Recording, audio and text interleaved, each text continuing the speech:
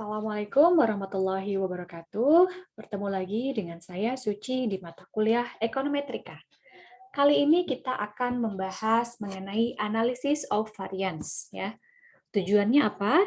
Tujuannya adalah untuk mengembangkan lebih jauh uji hipotesis, yaitu pengujian hipotesis beda lebih dari dua rata-rata populasi dengan menggunakan informasi yang diperoleh dari sampel. Apa saja materi yang akan dibahas hari ini? Yang pertama yaitu konsep dasar dari analisis varians, kemudian bagaimana prosedur pengujian hipotesis dengan analisis varians satu arah atau one way ANOVA. Pada materi sebelumnya, telah dijelaskan bahwa pengujian atau uji T dan uji Z itu digunakan untuk menguji dua sampel. Maka pada materi kali ini akan dijelaskan bahwa suatu penelitian dapat juga bertujuan untuk menguji hipotesis beda lebih dari dua rata-rata populasi. Misalnya, penelitian dilakukan untuk menguji dugaan terdapat perbedaan upah rata-rata di 3 perusahaan. Nah, salah satu metode statistik untuk menguji lebih dari dua rata-rata populasi yang berdistribusi normal adalah analisis varians atau ANOVA. Jadi, analisis varians yang selanjutnya disebut sebagai ANOVA itu adalah nama yang diberikan untuk pendekatan yang memungkinkan kita menggunakan data sampel untuk menguji apakah dua atau lebih rata-rata populasi yang tidak diketahui adalah sama. Nah, jika yang diuji hanya dua rata-rata populasi, maka prosedur uji hipotesis beda dua rata-rata yang telah diuraikan sebelumnya dapat digunakan. Nah, lalu apa sih yang menjadi kelebihan dari analisis of variance ini? Yang pertama, ANOVA dapat menguji beda lebih dari dua rata-rata populasi secara simultan. Kemudian yang kedua, ANOVA dapat memasukkan lebih dari satu perlakuan atau treatment ke dalam pengujian. Sedangkan kelemahannya adalah ANOVA ini tidak dapat diidentifikasi rata-rata populasi mana yang berbeda di antara populasi yang dianalisis. Namun, jika data ini diproses menggunakan program komputer aplikasi SPSS, maka dapat diketahui rata-rata populasi mana yang berbeda dengan rata-rata populasi yang lainnya.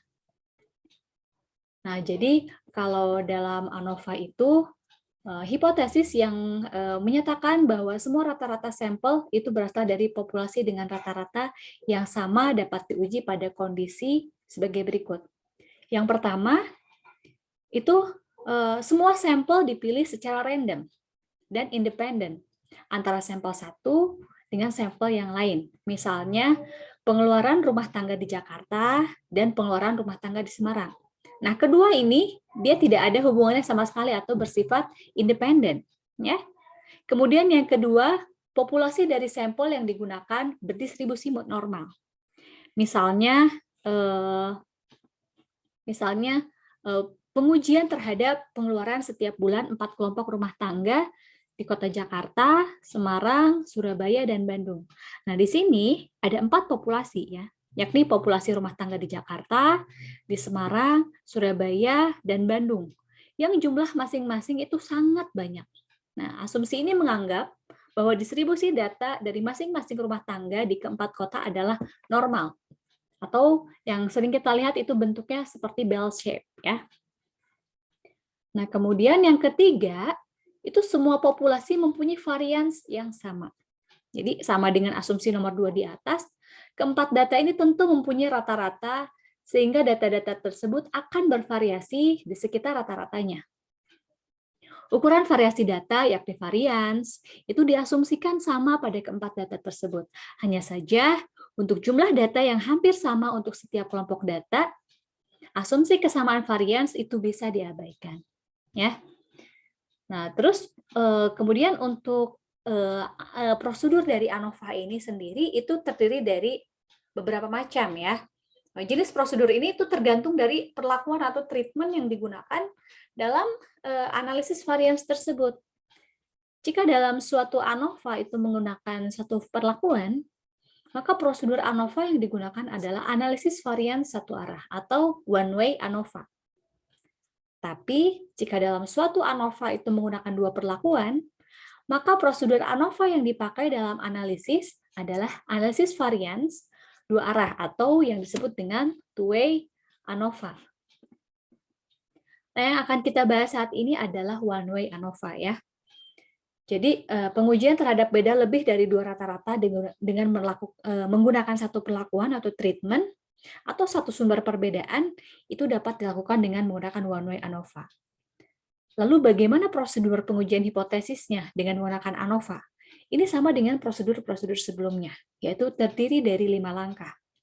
Langkah-langkah pengujian tersebut adalah di antara yang pertama tentu saja merumuskan hipotesis, kemudian menentukan nilai kritis ya, menentukan nilai hitung, menentukan keputusan dan kesimpulan ya. Lalu bagaimana untuk menentukan hipotesis? Ya. Nah, ini rumusan hipotesis contohnya seperti ini. Jadi, hipotesis yang pertama misalkan itu ada H0 ya. H0 misalkan itu mu1 sama dengan mu2 sama dengan mu3. Kemudian ada HA atau H alternatif atau H1 ya. Itu tidak semua rata-rata populasi sama. Kemudian yang selanjutnya kita menentukan nilai kritis ya. Menentukan nilai kritis. Nah, pengujian statistik dengan ANOVA itu dilakukan dengan menggunakan distribusi Fisher atau sering disebut sebagai distribusi F. Jadi untuk menentukan nilai kritis dalam pengujian ini menggunakan tabel distribusi Fisher. Sama halnya dengan uji hipotesis sebelumnya, tingkat signifikansi yang digunakan itu sesuai dengan kesalahan yang diharapkan. Ya. Jadi informasi yang diperlukan untuk menentukan nilai kritis itu adalah tingkat signifikansi atau alfa yang digunakan dalam pengujian dan degree of freedom atau DF yang besarnya adalah K-1 dan N-K. Nah, biasanya tingkat signifikansi yang digunakan itu 1%, 5%, atau 10%. Nah, kemudian yang ketiga itu menentukan nilai hitungnya. Ya. Kita lihat di sini ada rumus menentukan nilai hitung. Selanjutnya kita menentukan keputusan. Jadi hasil dari langkah keputusan, apakah pengujian ini menerima hipotesis 0 atau menolak hipotesis 0, di sini nanti ada kriteria ya. Apakah dia menerima H0 atau menolak H0. Caranya bagaimana? Yaitu membandingkan antara nilai F dengan nilai F kritis. Ya. Nah, jika nilai hitung F lebih kecil daripada nilai kritis F, maka keputusan dalam pengujian ini adalah menerima H0 dan sebaliknya. Nah, setelah itu kita bisa menentukan kesimpulan, ya. Nah, kesimpulan itu dibuat berdasarkan apa? Ya, kesimpulan itu dibuat berdasarkan hasil keputusan pada langkah 4. Jika keputusan yang diambil itu menerima H0, maka kesimpulannya adalah semua rata-rata populasi adalah sama. Dan sebaliknya. Ya, kita lihat nih ada contoh kasus ya. Nah, contoh kasusnya.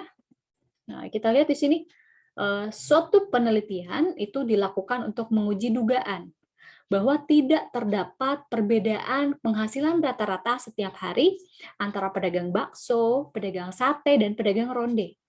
Nah, hasil observasi yang digunakan atau yang menggunakan sampel masing-masing itu ada 3 pedagang. Nah, di sini diperoleh informasi yang ada di tabel ya. Jadi sampel 1 penghasilan per hari rata-ratanya itu 7, misalkan dalam puluhan ribu ya, 70.000 misalkan bakso. Sampel 2 80.000, sampel 3 60.000, anggap saja itu ya. Kemudian sate ini ada 90.000, 80.000 dan 70.000, dan ronde itu 90.000, 60.000 dan 60.000. Nah, di sini pertanyaannya adalah, jelaskan ya, mengapa ini dianalisis dengan menggunakan one-way ANOVA. Kira-kira kenapa ini dijelaskan dengan menggunakan one-way ANOVA? Nah, kita lihat di sini. Kasus ini dianalisis dengan menggunakan one-way ANOVA karena pengujian hanya menggunakan satu perlakuan, ya, yaitu perbedaan rata-rata penghasilan per hari ini diduga bersumber dari perbedaan profesi mereka. Ya, ada yang sebagai pedagang bakso, ada yang sebagai pedagang sate, dan ada yang sebagai pedagang ronde. Nah, Nah, kemudian untuk pertanyaan yang kedua di sini, apakah sampel mendukung dugaan bahwa tidak terdapat perbedaan upah rata-rata ketika pedagang tersebut dengan menggunakan tingkat signifikansi 5%? Ya, maka kita menggunakan prosedur pengujian hipotesis yang tadi ya. Oke, nah, kita coba ya.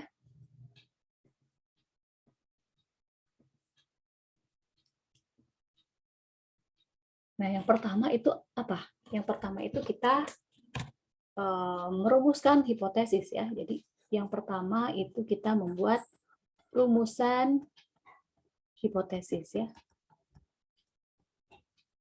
Nah, bagaimana merumuskan hipotesis itu? Nah, di sini rumusan hipotesisnya nanti akan seperti ini ya.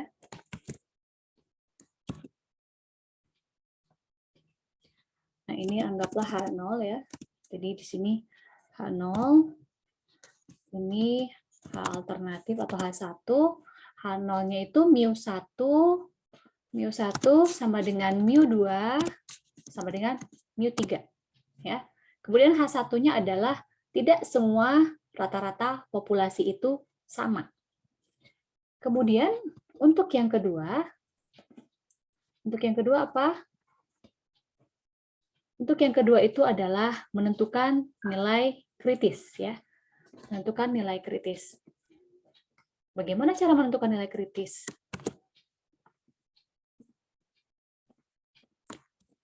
Ya, di sini ya, cara menentukan nilai kritis yang pertama itu alfanya 5% ya. Alfanya tadi 5%, kemudian degree of freedom yang pertama itu K-1 ya, yaitu 3 dikurangi 1 sehingga DF-nya adalah 2. Kemudian DF yang satu adalah N-K ya, yaitu 9 dikurangi 3. Sehingga degree of freedom-nya adalah 6.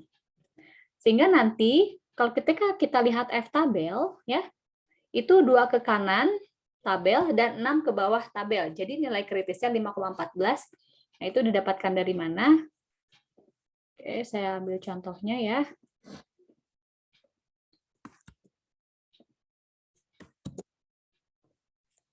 Nah, misalkan seperti ini ya. Oh, agak susah ternyata ya digambarkan ya.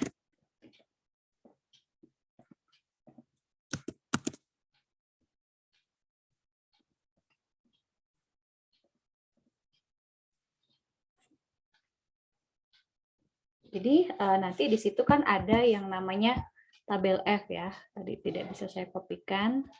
Kita coba gambarkan saja tabel F.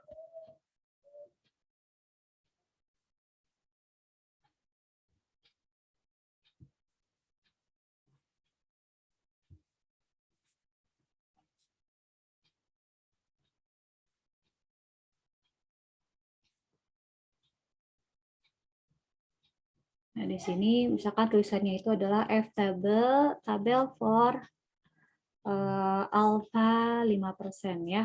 Alfanya 5%. Nah, di sini ada nanti V1, V2 atau degree of freedom 1 dan 2 ya. Itu nanti ada. Nanti akan saya berikan contoh tabelnya itu di LMS Spot ya. Nanti silakan kalian akses di Spot untuk tabel Fisher-nya.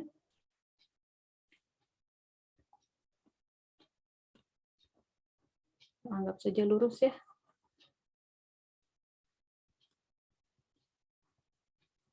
Ya, jadi kan tadi ke kanan itu 2 ya. Kemudian ke bawah 6. Nah, nanti di sini kalau kalian nanti lihat di tabel itu ada angka 5,14 ya, 5,14 ya. Seperti itu. Nah, dari sini kita dapatkan bahwa nilai dari kritis dari F tabel ini adalah 5,14 ya. Jadi kita sudah dapatkan rumusan hipotesis dan nilai kritis. Lalu selanjutnya kita mencoba untuk menghitung ya. Jadi nilai F hitungnya seperti apa? Saya hapus ya di sini. Kita membuat F hitungnya. Jadi nanti di sini ada nilai hitung. Ini prosedur ketiga ya, nilai hitung. Bagaimana cara menentukan nilai hitung? Tadi ada sampel, sampelnya berapa? Sampelnya ada 3 ya. 1, 2, 3. Di sini ini nanti ada penghasilan per hari, rata-rata pedagang,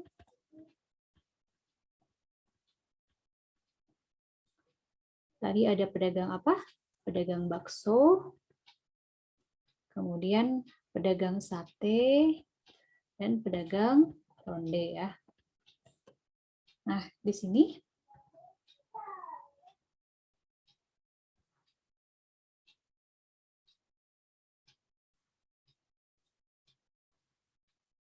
kalau kita cek lagi soalnya ya.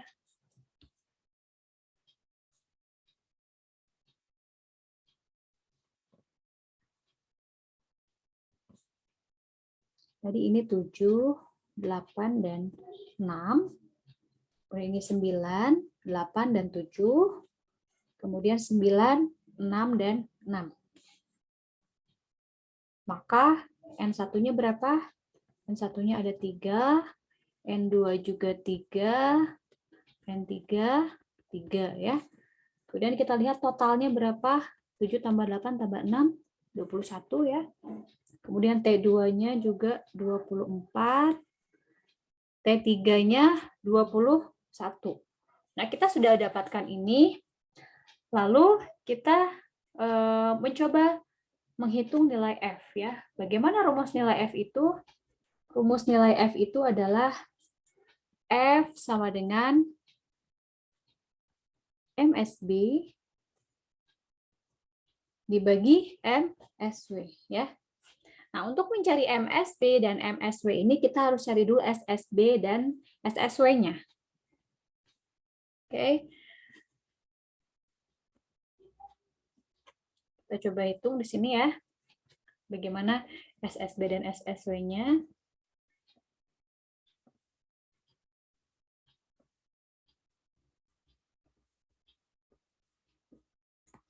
Nah, kalau misalkan kita mau lihat nih ya, cara menghitung,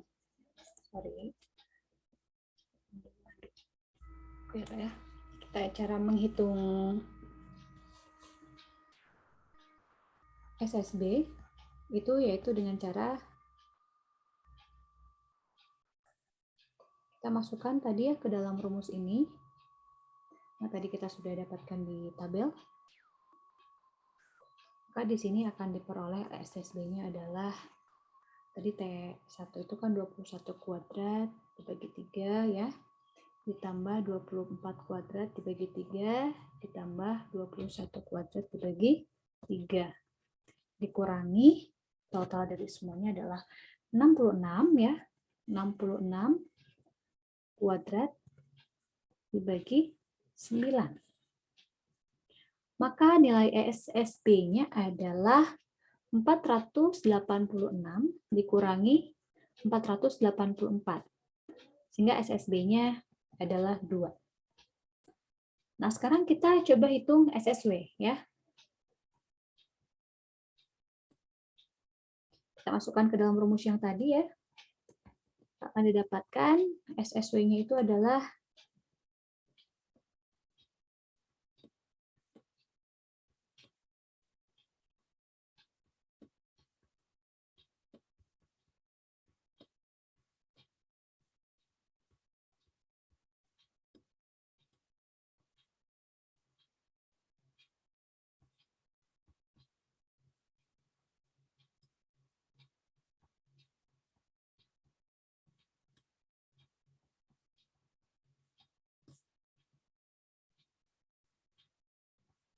maka SSW-nya setelah kita hitung, ini kita dapatkan 496 dikurangi tadi berapa? 486 ya.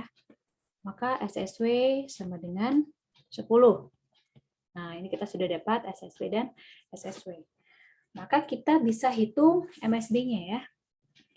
MSB-nya adalah SSB dikurangi K-1. Maka 2/2 sama dengan 1. Itu nilai MSB-nya. Kita dapatkan MSW ya. MSW itu MSB dibagi N min K. Maka kita dapatkan 10/6. Ya. Nah, kita tinggal masukkan ke F ya. Tadi kan sudah dapat nih MSB dan MSW.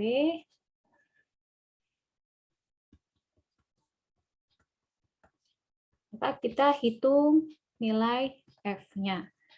Nah, F itu tadi rumusnya adalah MSB dibagi MSW. Maka tadi MSB-nya berapa? 1 dibagi 10/6. Hasilnya adalah 0,6. Nah, kita sudah dapatkan nilai F hitungnya ya. Nilai F hitungnya adalah 0,6. Nah, setelah ini kita membuat keputusan ya. Kita membuat keputusan. Yang keempat itu decision ya, atau keputusan.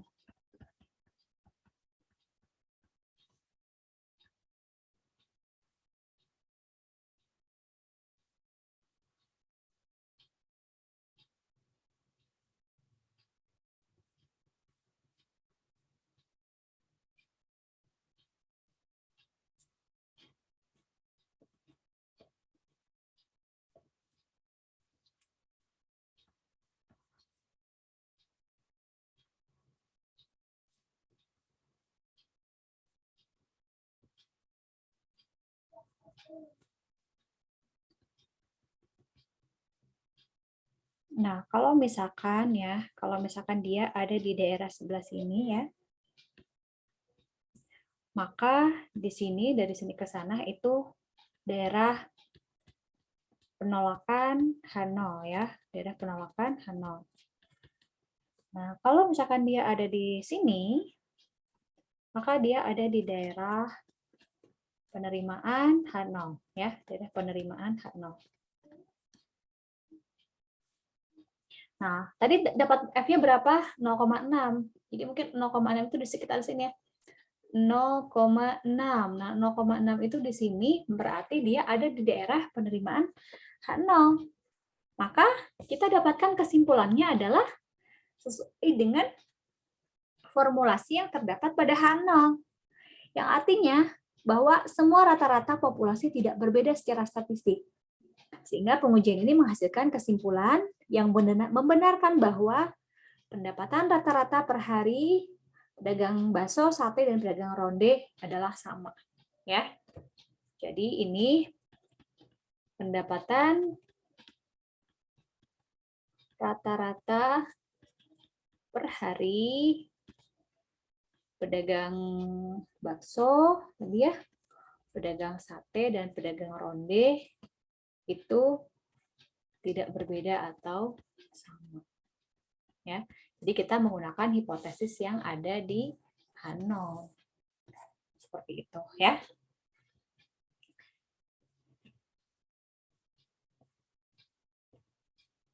Oke, terima kasih. Sekian dari saya terkait dengan pembahasan analisis of variance. Sampai jumpa lagi di pembahasan selanjutnya. Wassalamualaikum warahmatullahi wabarakatuh.